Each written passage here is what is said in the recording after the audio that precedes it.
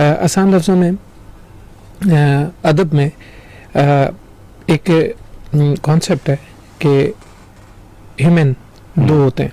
ठीक। हर इंसान का एक हमजाद होता है। ठीक। अगर आप स्पिरिचुअलिटी में देखें तो वहाँ पे कॉन्सेप्ट ये है कि एक ज़ाहिर है, एक बातिन है, और ये बातिन जो है ये एक्चुअली सोल है, ये रूह है। अब अगर हम इसको टेक्निकल पॉइंट ऑफ व्यू से लेके चलें तो क्या एक रेप्लिकेशन हो सकती है किसी ह्यूमन की over the internet, over the cyber world?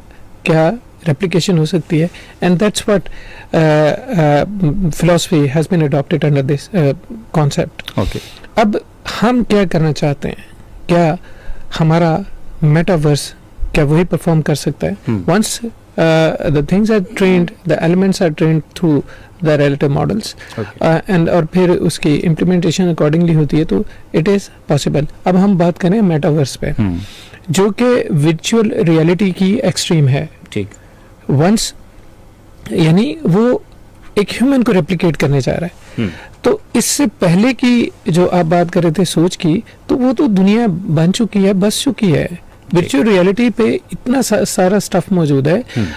Not only this, हम एक स्टेप ऑनवर्ड हमने ऑगमेंटेड रियलिटी पे ग्लोबली बहुत प्रोग्रेस कर ली है कि वंस कोई चीज़ एग्जिस्ट करती है, एनी एलिमेंट एग्जिस्ट करता है, इसकी विजुअल ट्रांसफॉर्मेशन और फिर उसकी augmentation for the better results.